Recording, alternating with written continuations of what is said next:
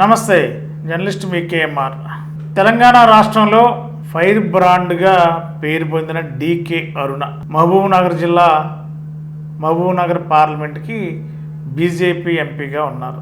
ఆమె పైన ఒక అగంతకుడు ఇంట్లోకి చొరబడి హత్యా ప్రయత్నం చేసినట్టుగా కూడా తెలుస్తుంది. ఒక పార్లమెంట్ సభ్యురాలు, మరి ఇంటి దగ్గర కొంత సెక్యూరిటీ ఉంటుంది, ఎవరు పడితే వాళ్ళు ఇంట్లోకి వెళ్ళడానికి అవకాశాలు ఉండవు. మరి అలాంటి పరిస్థితుల్లో తెలంగాణలో ఈ మధ్యకాలంలో మరి చాలా కాలం నుంచి బీజేపీలో ఉంటున్నారు. మరి బీజేపీలో చాలా కీలకమైన నాయకురాలకు ఒక దశలో తెలంగాణ రాష్ట్ర బీజేపీ అధ్యక్షురాల రేసులో కూడా ఉన్న పరిస్థితుల్లో ఒక లీడింగ్ లీడర్గా డీకే అరుణ గారు తెలంగాణలో పేరు సంపాదించారు. చాలా ఫైర్ బ్రాండ్, ఎవరినైనా సరే వెనకాడరు విమర్శలు చేసే విషయంలో. కాంగ్రెస్ పార్టీ పైన మాటల దాడి, విమర్శల దాడి విపరీతంగా పెంచారు ఈ మధ్యకాలంలో. మరి ఈ నేపథ్యంలోనే మరి రాజకీయ పరంగా ఎవరైనా ఇలాంటి ప్రయత్నాలు చేశారా, జరిగాయా అని అంటే ఒక అగంతకుడు మహబూబ్నగర్ బీజేపీ ఎంపీ డీకే అరుణ ఇంట్లోకి వెళ్ళి దాదాపుగా గంటన్నర సేపు అదే ఇంట్లో ఓ పక్కన ఉంటూ మరి ఆమె కదలికలు గమనిస్తూ ఆమెను హత్య చేసేలా ఉన్నట్టుగానే ఒక ప్రచారం జరుగుతుంది. మరి నిజంగా ఒక పార్లమెంట్ సభ్యురాలికి అలాంటి ఘటన ఎదురైతే ఆంధ్రప్రదేశే కాదు, తెలంగాణే కాదు, దేశం అంతా కూడా ఆశ్చర్యపోతుంది. ఒక పార్లమెంట్ సభ్యుడికి ఇలాంటి ఘటన ఎదురైతే ఇది హెచ్చరిక లాంటిది అవుతుంది. భారతదేశంలో ఉన్న ప్రతి ప్రజాప్రతినిధి అలర్ట్ అవ్వాల్సిన అవసరం ఉంది, ప్రభుత్వాలు అలర్ట్ అవ్వాల్సిన అవసరం ఉంది. అంటే లా అండ్ ఆర్డర్ కూడా ఒక విధంగా ఏ విధంగా ఉందనేది అర్థం చేసుకోవాల్సిన పరిస్థితి ఉంటుంది. ఒక బీజేపీ పార్లమెంట్ సభ్యురాలు, సెంట్రల్లో అధికారంలో ఉన్న పార్టీ, మరి తెలంగాణలో కాంగ్రెస్ అంటే బీజేపీకి ప్రత్యర్థిగా ఉన్న కాంగ్రెస్ పార్టీ అధికారంలో ఉంది.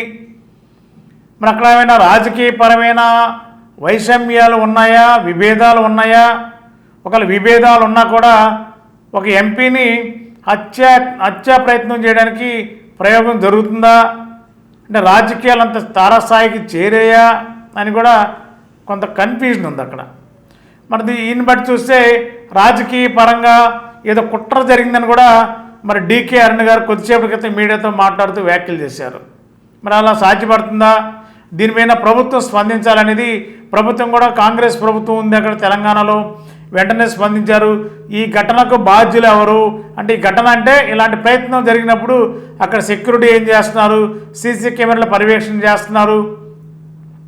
ఒకవేళ అట్లా ఇంట్లోకి చొరబడి అలాంటి ప్రయత్నం చేయడానికి ప్రయత్నించిన వ్యక్తిని అరెస్ట్ చేయడానికి కూడా తెలంగాణ కాంగ్రెస్ ప్రభుత్వం అన్ని విధాలుగా రంగంలో దిగారని కూడా ఒక సమాచారం.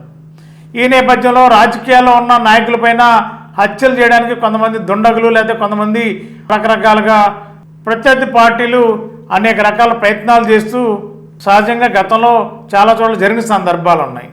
మరి అలాంటిదే ఇక్కడ కూడా తెలంగాణలో కూడా బీజేపీ ఎంపీ మహబూబ్నగర్ డీకే అరుణ గారిని ఈ విధంగా హతమార్చాలని ఎవరైనా ప్రయత్నం చేశారా? దీంట్లో ఏమైనా రాజకీయ కుట్ర ఉందా? లేదా అగంతకుడు ఏమైనా అతని యొక్క మానసిక పరిస్థితో లేదా అతని యొక్క మందు మైకంలో రకరకాల మైకంలో ఏమైనా అట్లా ఏమైనా ప్రయత్నం చేశాడా అనేది ఇంకా క్లారిటీ రావాలి. తెలంగాణ పోలీసులు తేల్చాలి. మరి ఏదేమైనా తెలంగాణలో ఒక బీజేపీ ఎంపీ పైన హత్య ప్రయత్నం చేయడానికి ఒక అగంతకుడు చేసిన ప్రయత్నాలు ఇప్పుడు తెలుగు రాష్ట్రాల్లో సంచలనంగా మారాయి. మరి రాజకీయ నాయకులు కొంత అలర్ట్గా ఉండాల్సిన అవసరం ఉందనేది ఒక హెచ్చరికగా కనిపిస్తుంది.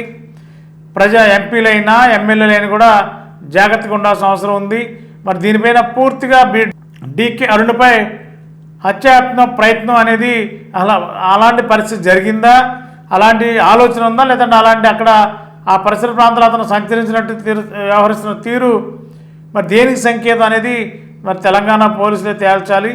ఏదేమైనా రాజకీయాల్లో ఉన్న కీలక నాయకులు కొంత సెక్యూరిటీ ఆస్పెక్ట్స్లో జాగ్రత్తగా ఉండాలి. అదేవిధంగా అరాజక శక్తులని ఖచ్చితంగా అరికట్టవలసిన బాధ్యత ప్రభుత్వాలపైన ఖచ్చితంగా ఉంది. మరి ఈ విషయాల్లో ప్రభుత్వాలు ఏం చేస్తాయి? కానీ ఇక్కడ ఉన్న ఎంపీ బీజేపీ తెలంగాణలో ఉన్న పార్టీ కాంగ్రెస్. ఈ రెండు పార్టీల మధ్య యుద్ధం జరుగుతుంటుంది దేశ స్థాయిలో, రాష్ట్ర స్థాయిలో.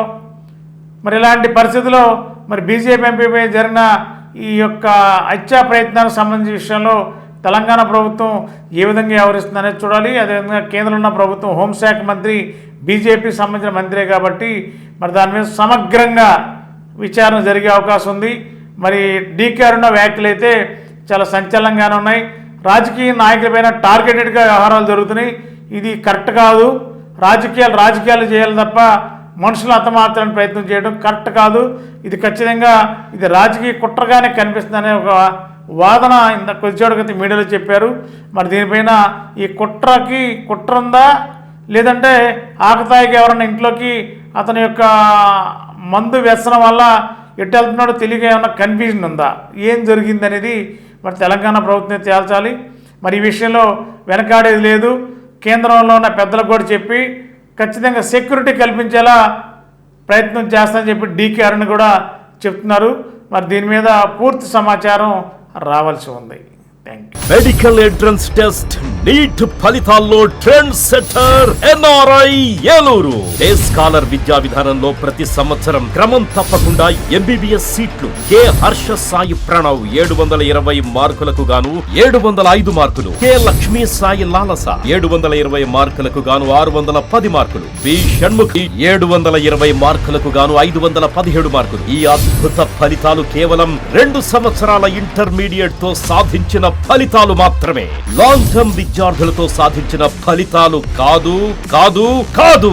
ఎన్ఆర్ఐ జూనియర్ కాలేజ్, ఎన్ఆర్ పేట, ఏలూరు.